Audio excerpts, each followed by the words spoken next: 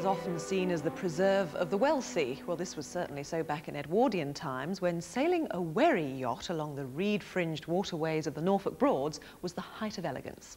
Well, nearly 100 years on, anyone can do it, and the good news is you don't need to know how to sail. Dan Rowland headed for Norfolk and prepared for that wherry experience.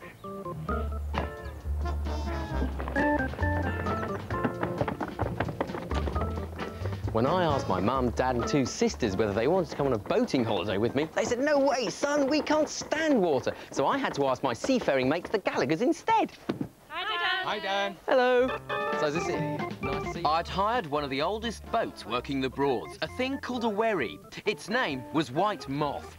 I didn't know how to sail or have a clue what direction to take, but it came with a mast, a willing family and a skipper called Mike, and apparently he did. Goodbye, Horning. Hello, Bure, the river that would take us down to the southern Broads. Do you know how the Broads were formed? No, not really. This is my chowder plant. Many moons ago, hundreds of years ago, medieval Britain, they used to dig the peat out of this area and use it for fuel. And they dug so much peat out that they made big ditches and holes and gullies, which eventually filled with water. And we are now floating on that water, and so they're neither really canals or rivers. How deep? Is your love? I don't know.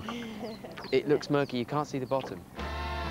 Hello and welcome to the Wherry, which really is luxury personified inside. Watch your head, because it's also very low. Well, there are 3 double bedrooms like mine, all with bunk beds which you can pull down and put extra people on. Here we have the galley, fully kitted out with gas hob and fridge for all your tea and toast needs, and it really is a fantastic melding of varnished wood and polished brass in here. We also have 2 bathrooms. And they all have these fantastic little pumpy type mechanisms, lots of buttons which you have to push and pull to get anything to happen. Walking down past some bedrooms, past some more stairs, we have the pièce de résistance at the end of the boat, the lounge, which is where you end up, which is where you party, and which is where you can stand up without bumping your head on the rafter. Suddenly it was all hands on deck. Trouble was, I only had 2 and that didn't seem enough. Wind's up. Wind's up. Take the handle on the left-hand side. And big wind. OK. It's the right way, isn't it? OK, flat as a pancake and fringed by rushes, the Broads compose 125 miles of lock-free navigable waterways. No, not yet. No? Oh, there's more yet. Said to be one of the safest places to learn how to sail, its calm waters meant that even I got to show off to the girls.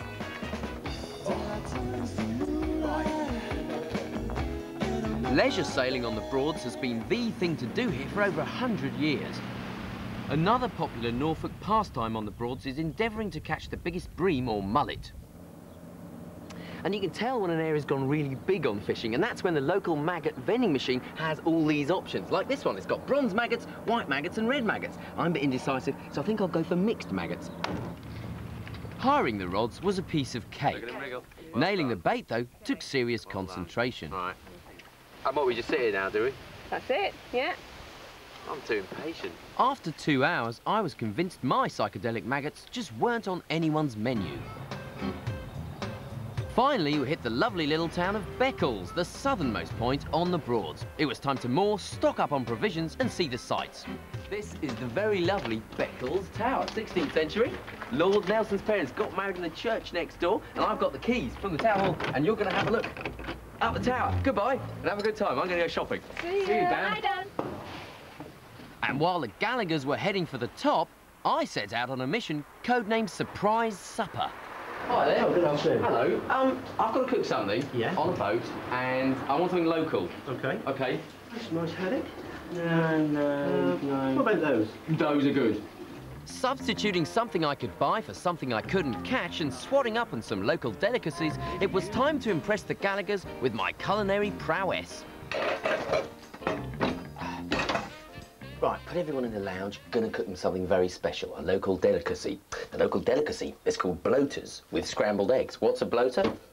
It's one of these, not a sausage. It's actually a smoked herring.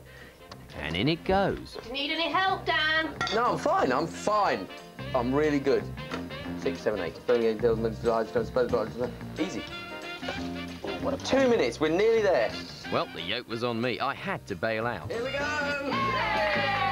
Looks a bit messy. There's one for you. One with Charlotte's fingers. And there's one for you. Oh, it might be the stone cold one. Good. What do you think? Oh, Dan! Yeah? Where's yours? Yeah, where's yours? The recipe said 4, serves 4. I didn't notice. Well, I just didn't notice. Sorry, so I haven't got one. Better go to a restaurant. Bye. Oh, no! Cheat! Chef, eat mine! Have some of mine, Dad. And that trip on the White Moth costs £139 each for 1 week, based on 10 people sharing. The price includes the skipper, the rowing boat and any fuel used, but it doesn't cover any meals.